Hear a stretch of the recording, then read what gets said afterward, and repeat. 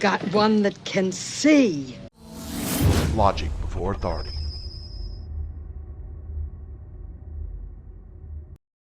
Hi guys, this is Daniel Alexander Cannon here on Logic Before Authority. And we're going to follow up some more from yesterday. And yes, I see you on the website in the Wix chat, so I see you there. We're going to follow up on the video. I did some research after I did the show yesterday. It's how I do it sometimes, because when I see something, I like to see it myself before I go out and ask the internet if I'm right or not, or if I'm on the right track. And I use different methods to do it. And I want to show you just some stuff I found that came back in yesterday. And after I did my search, okay? So let's take a look at that, okay?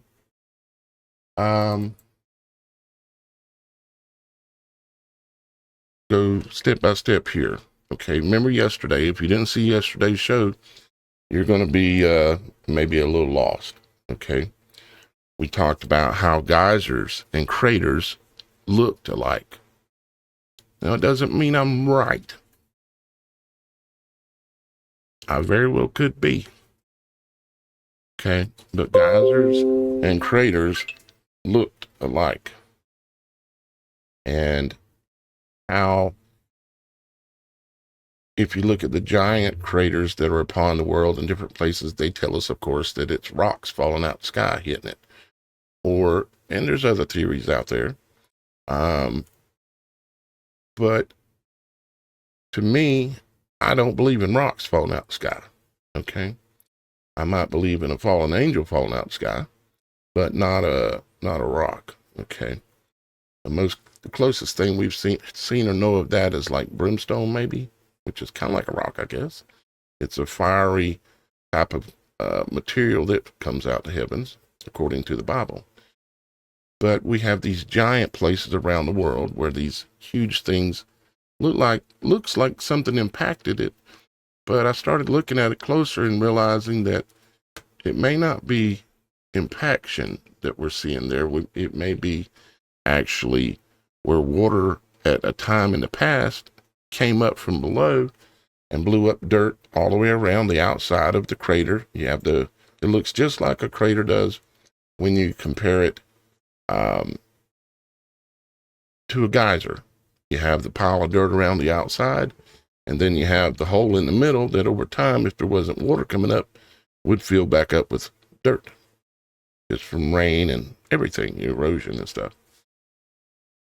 But I wanted to go out and look and think about some things, because I was looking at the Carolina Bays, which is a long series along the coast, because they're not just in Carolinas. They run all the way right along the coastline from up towards like New York, all the way down like into Georgia, maybe even slightly into Florida.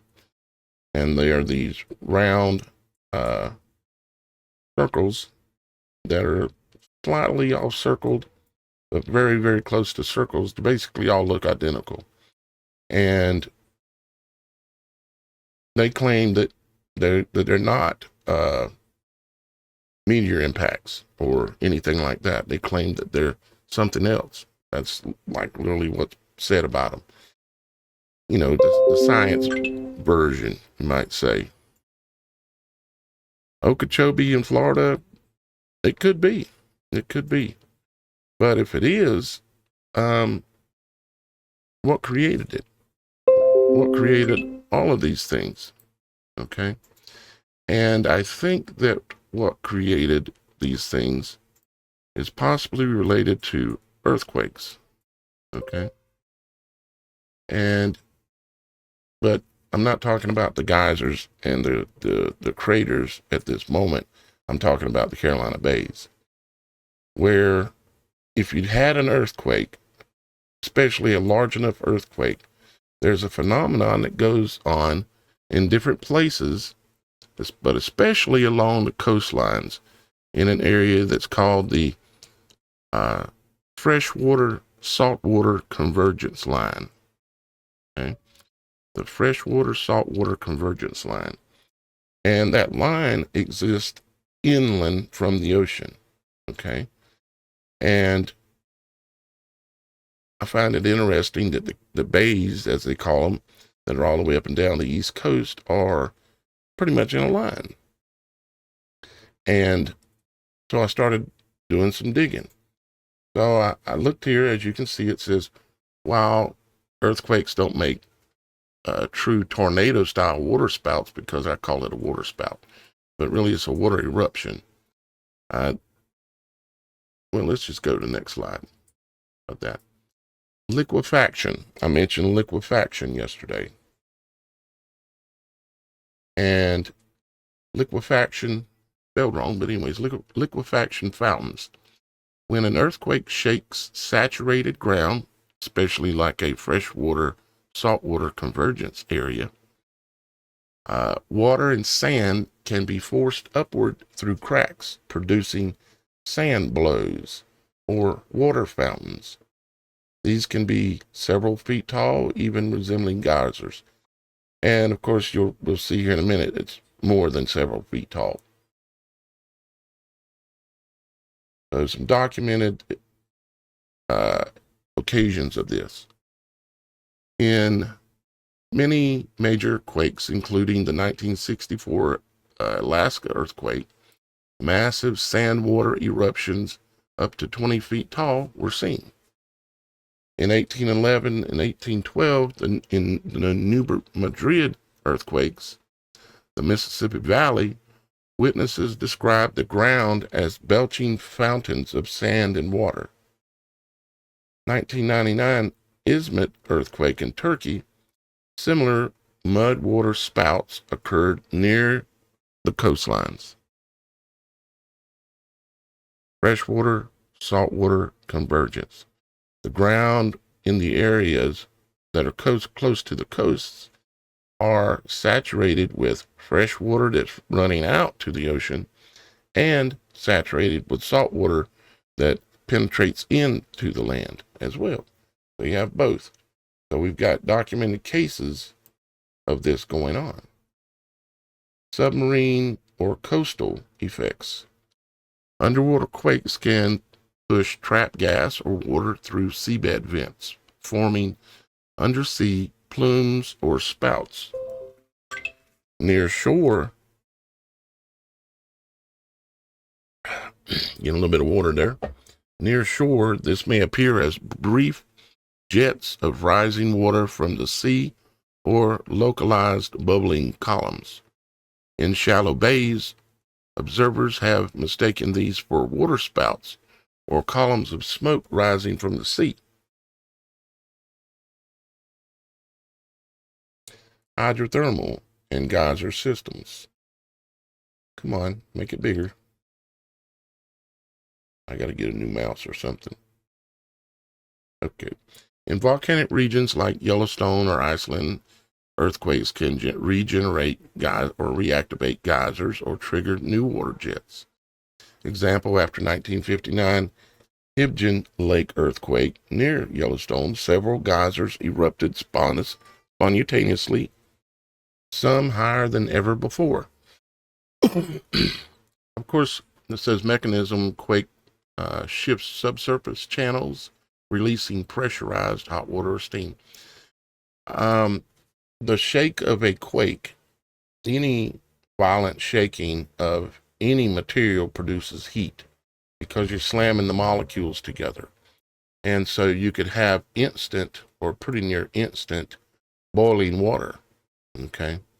And whether it's fresh water or salt water, when it turns into the state of steam, it's going to explode and go somewhere. Most likely the point of least resistance, and in these cases, it's, up. Historical and eyewitness accounts. Okay. During the 1811 and 1812 New Madrid earthquakes near the Mississippi River, reports from settlers and riverboat captains describe the earth opened and spouted water sand, and coal. Found that one very interesting. Great fountains burst from the ground. The river appeared to rise in jets like columns of water. Some even thought the Mississippi ran backwards due to the shock wave and temporary uplift. 1755 Lisbon earthquake, Portugal. Coastal witnesses describe water erupting from whales and harbor floors. See, again, in a lot of these cases, it's right near the coast.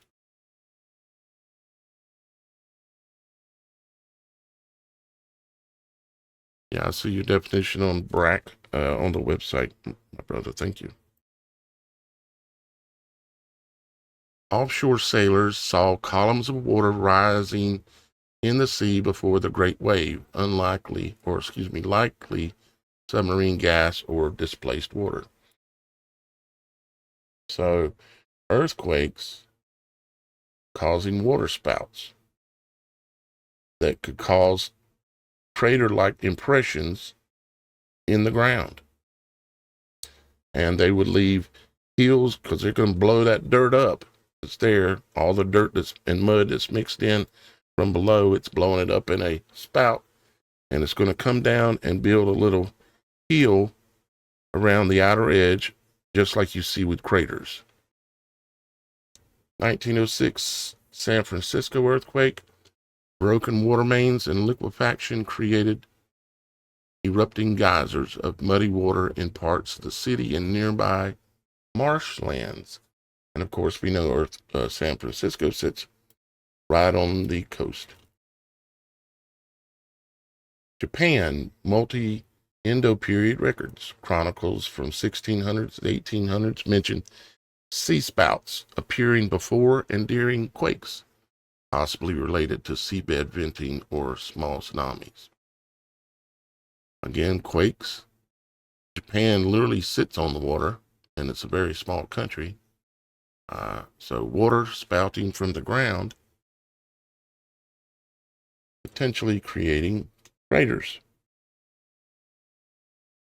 Mythic and cultural records. Many pre-scientific cultures recorded the sea boiling or fountains from the earth during quakes.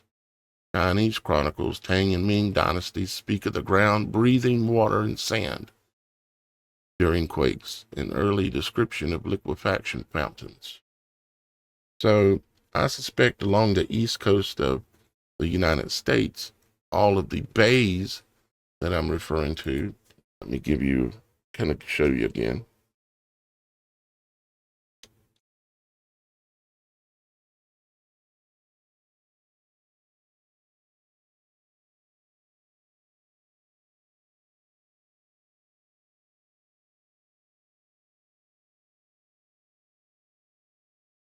Like this, you can see all the different little circles.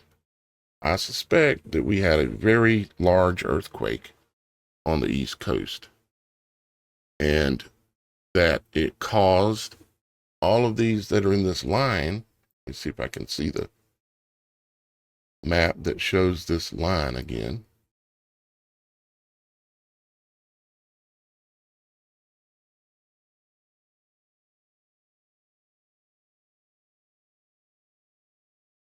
Like here, referring to the ones over here. Now, this is a map describing something else. It's describing potential for some asteroid exploding in the air and doing this. In my opinion, that's not what's happening, but you can see that these locations where you have all of these bays, okay, like this, are all along the East Coast, okay? And let me see if I can find another good image that shows it. This is kind of a good image, yes. You can kind of see how concentrated they are. There's a lot of, they look like bubbles that come up from below. Okay. This is just part of my study in understanding how many things work and how these things come to exist. I've flown a drone over the Carolina Bays here in South Carolina before. I've flown a drone over them. I've walked over them on ground, and they're circles, and they have the dirt mounded all around them. Let's see here.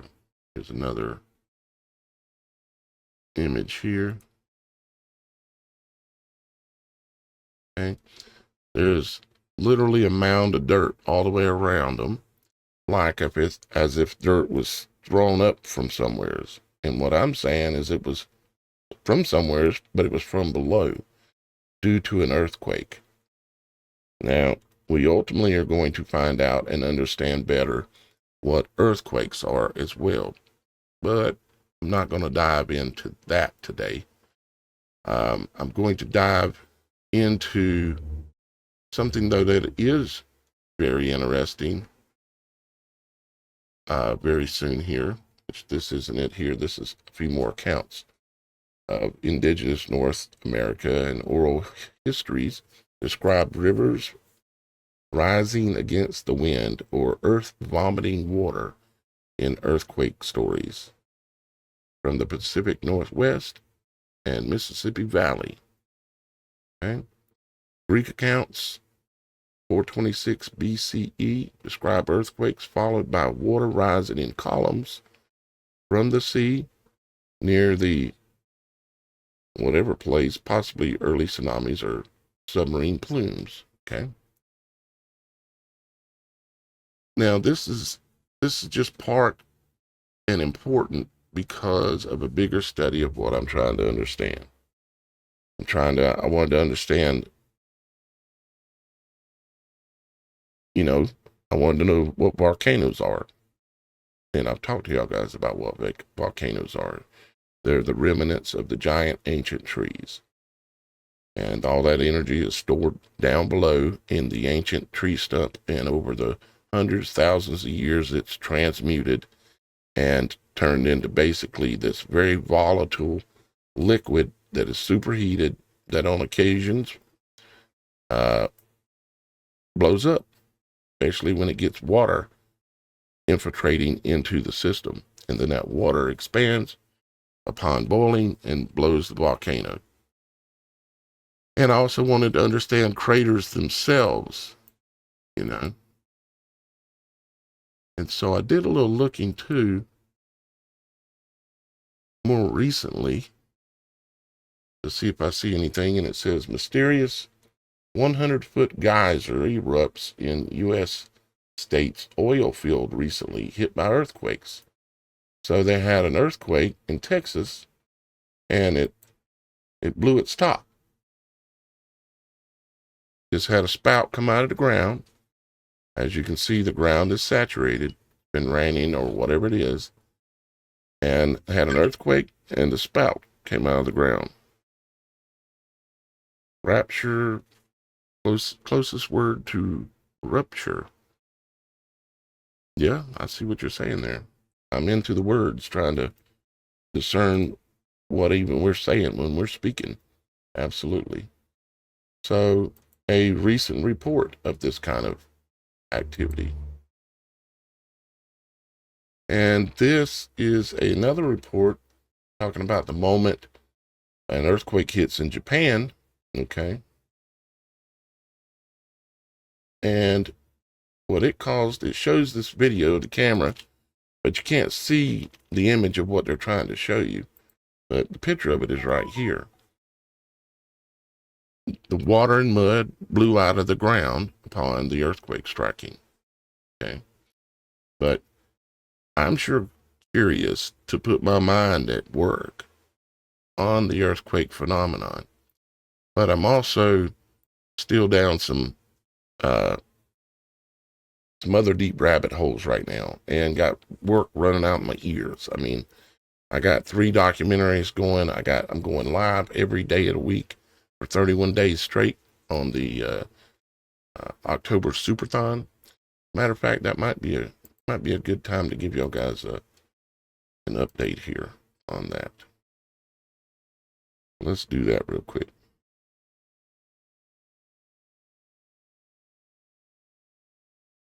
Okay, so October Superthon, what is that? Well, let me show you. And I know not everybody here, or a lot of people here have seen it, but others have not, because we have a lot of new viewers. So take a look at this little video I put together.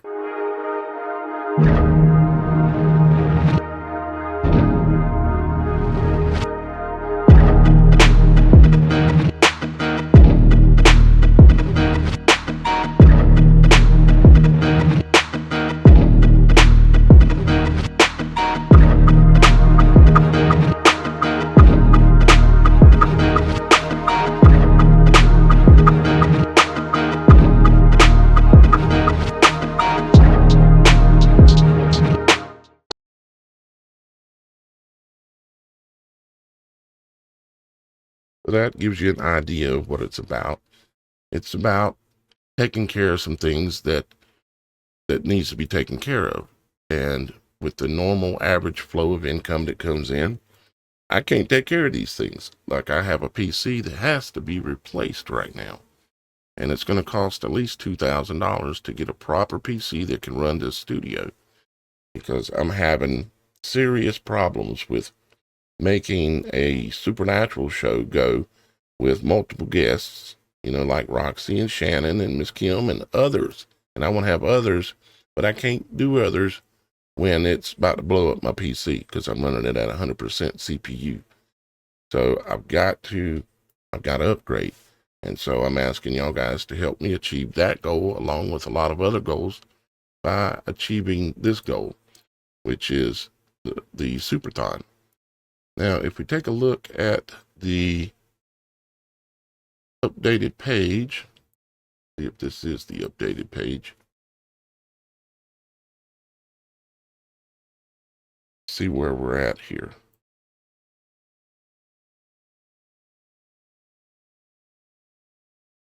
Okay, so we actually finally broke the $2,000 mark. We're at $2,019 raised since the 1st of October. Okay, and that is very awesome. But I'm hoping that there's going to be some people that are going to step in and help me move that needle on up, and hopefully achieve that 100% and get that $10,000, because there are multiple things that really need to be taken care of. And I would love to also share some of that with my team members that are involved in the Supernatural Show and the Supernatural Show Network. So, now to give you an update on who contributed this time, it was 2 people. John M. He made a donation via Venmo. And then we also had Chris M., which I thought it was just a donation, but it's actually better than that. He signed up for a level 2 membership on the Supernatural Show website. So thank you, John, and thank you, Chris. I greatly appreciate that support. And as a matter of fact, I want to read, I haven't done it in a while. I want to read from the top people's names that have contributed and are making this, make it so far where it's at. Kimberly G. This back at the beginning towards the first. Kimberly G. Lisa C. Stephen N. David H. Kimberly G. again. Super Dave 44. Shannon M., which is my co-host, she donated. Sandra E. John C. Leonard K. Cell Stuff 911. Dennis D. C. Austin.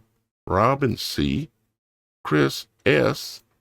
Kimberly G. again. Jessica R. Hoyle Sullivan. Daniel L. Billy W.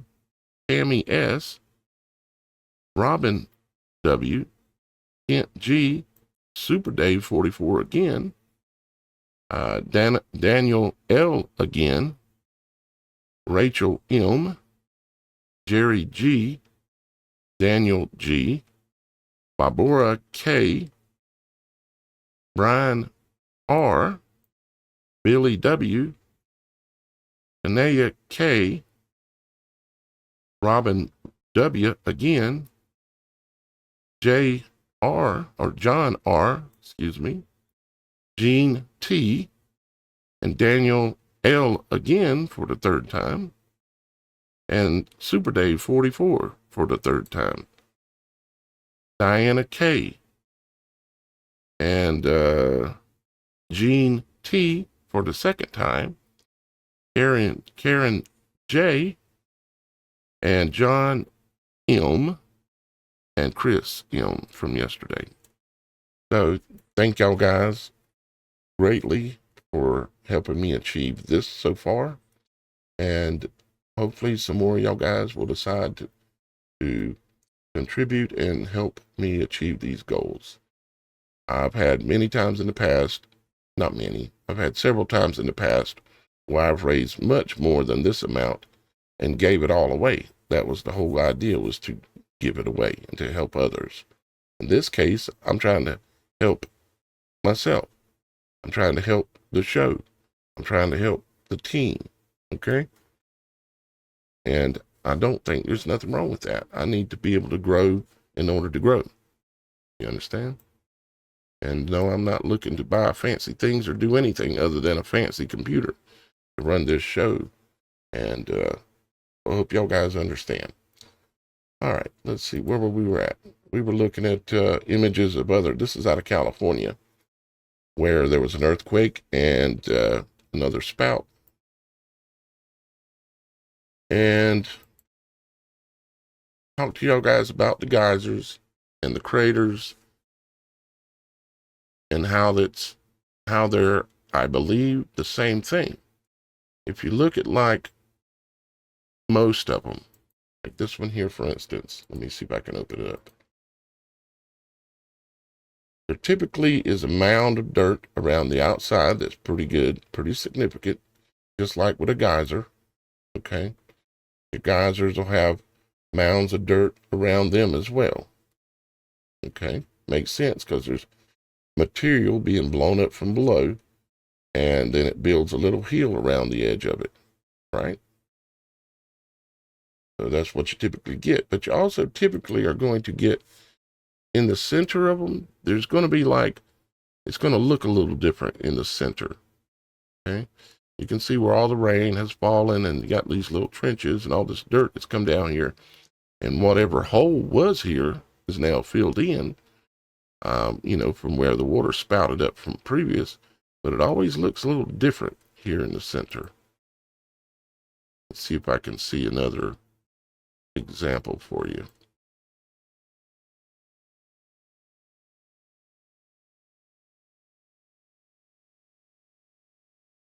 Let's see.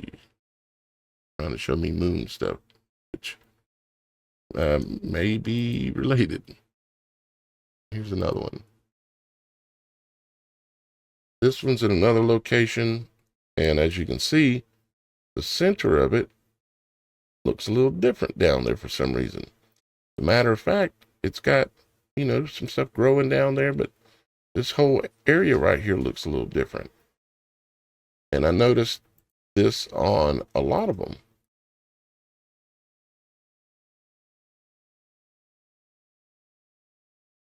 Strangely enough, even the ones that are on the moon have this little center area, or they claims on the moon, have this little center area that's raised up in a lot of the images. I'm not saying they're the same thing yet, but I'm still pondering things, okay? Looking for some more images that are related to, let's see. Let's put in the word Earth here so it stops going to the moon.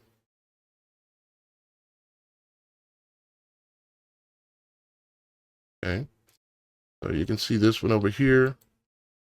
Another kind of example of it looking, somehow different in the middle. And as you can see, this is a desert, but there's water coming from somewhere. It's right here in the center of this crater where something from outer space hit it. Why would there be water coming up, allowing things to grow in here? And this thing is massive, but there's a ring of water? Or is this where the hole was and there's still water coming up from below? Anybody with any logic out there? Anybody with any logic before authority out there? I think there are. I think you can see it.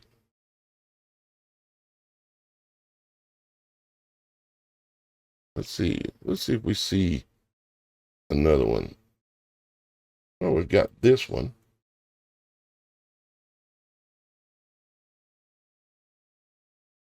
And it's full of water.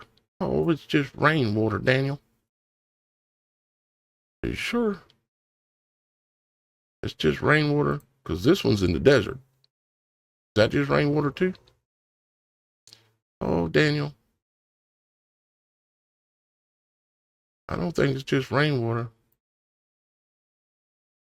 See what else we see here.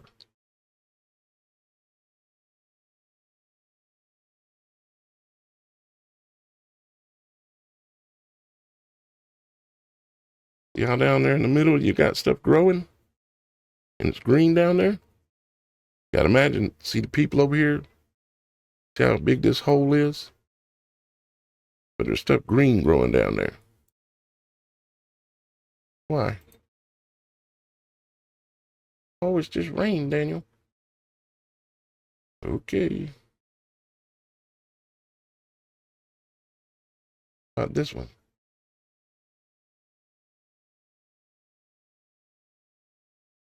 It might be the same one, possibly.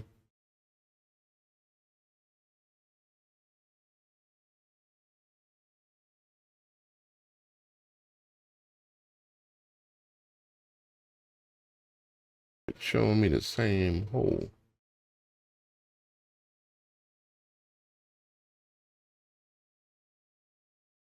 There are tons of them out there, but when you just run a quick search like this, it only gives you the most, I guess, the most popular, or the ones they want you to see. One or the other.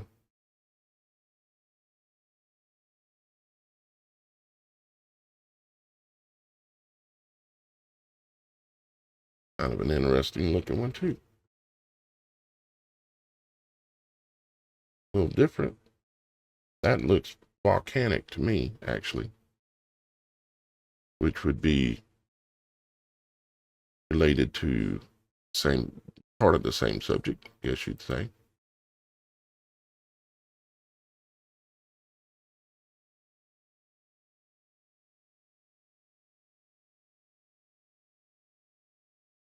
Mystery of Siberia's giant exploding craters. Really? The crater exploded? I wonder how that happened. Thought it was a meteor hit it. Okay. Mm-hmm.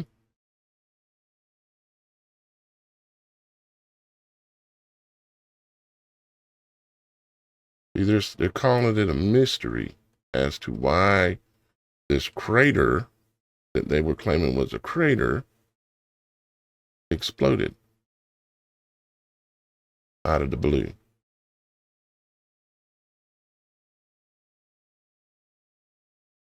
Here, I'll give you a little bit of size reference.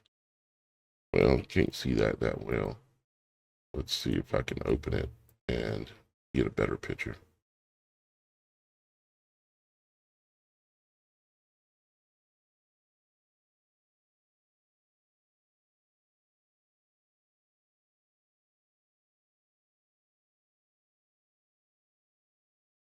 That's a little better. So here you go. Here's your crater that was from a, you know, but apparently it exploded. And guess what? It's full of water too. You know, isn't that interesting? Gives a lot of credence. Gives a lot of credence.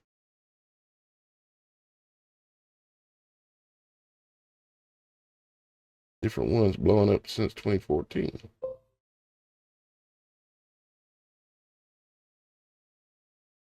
And I can't say for sure if those are all ones they claim were already craters.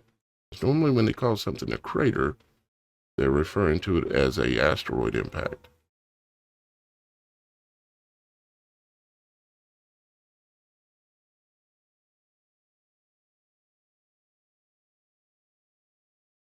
Let's see, this one.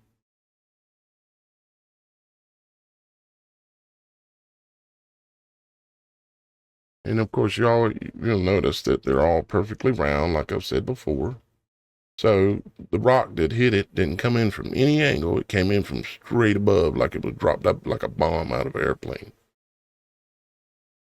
Even that, coming out of an airplane, would cause the hole to be elongated or strung out in a different way. Not perfectly round like this. And you got the hill of dirt all the way around. Just like what I've been saying. All right, let's look just a little bit more and see if we happen to see a different one. Even they're saying this is an impact crater.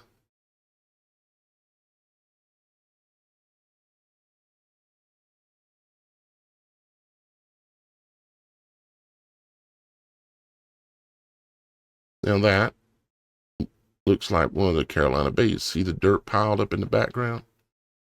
And obviously the person standing here taking this picture is standing on a hill. This water came from below and blew all this rock and debris out in a big circle around it. This is an earthquake spout. That's what I would call it.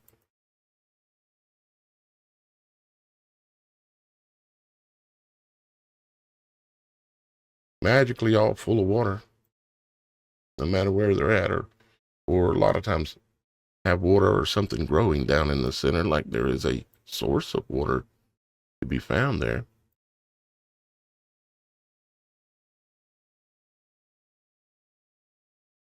Okay.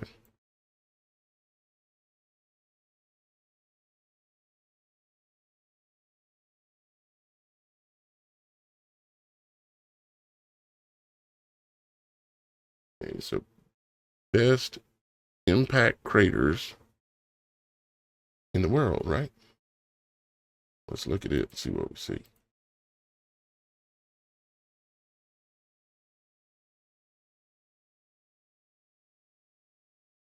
Best impact craters in the world. Yeah, it's got the dirt piled all the way around the outside.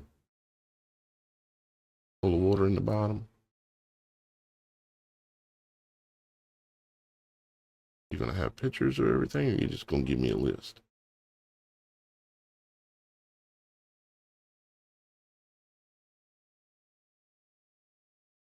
Well, they got a list. Let me see if I click on this photo. Does it give me? Nope. Doesn't give me no more photos. That's not very helpful.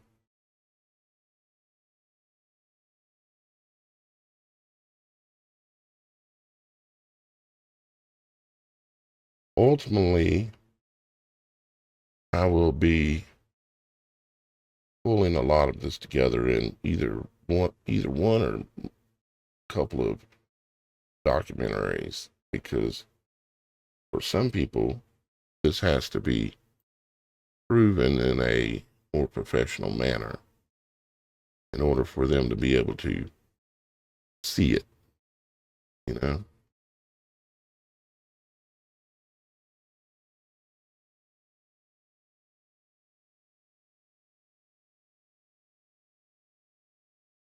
Here's one.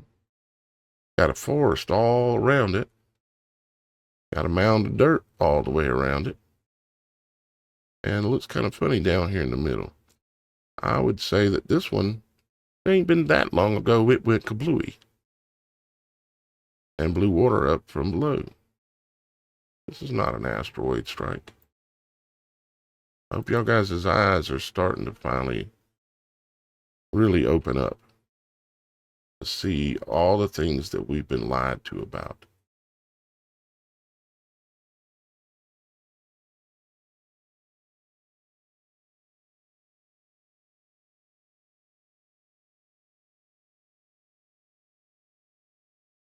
As well as all the truth that I'm able to bring y'all guys because y'all guys support my work.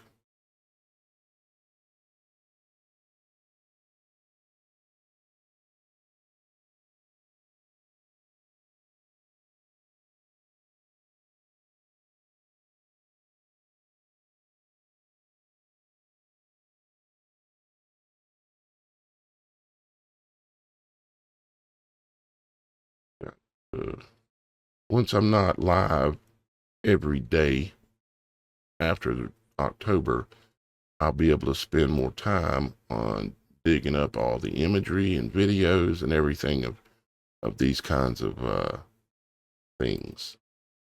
Okay.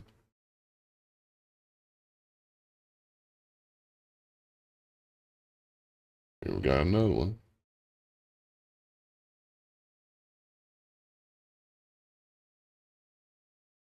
So now we understand multiple more things. Now, could I be wrong somehow? Well, I need somebody to bring me some evidence, some logical evidence to explain. And what you have to do is you have to list the attributes of everything side by side and then see what is the most probable answer. Because I think that the one that is not the most probable answer will expose itself when looked at with a logical, critical mind.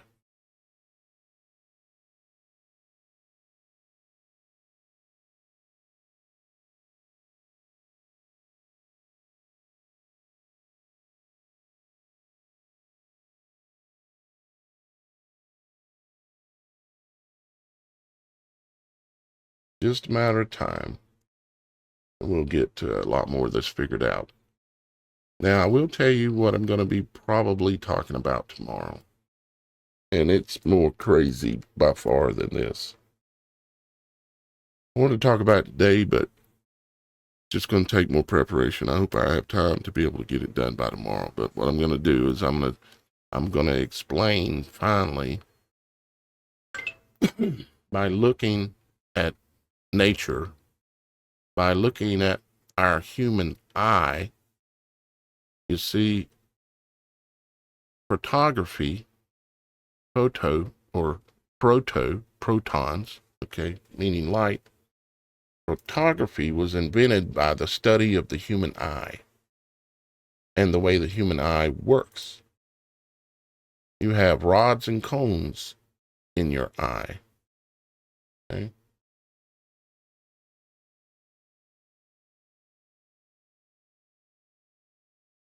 You have rods and cones in your eye.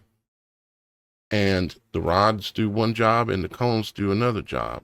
One of them is sensitive to light and darkness. It creates a negative image for the brain to process. Creates a negative.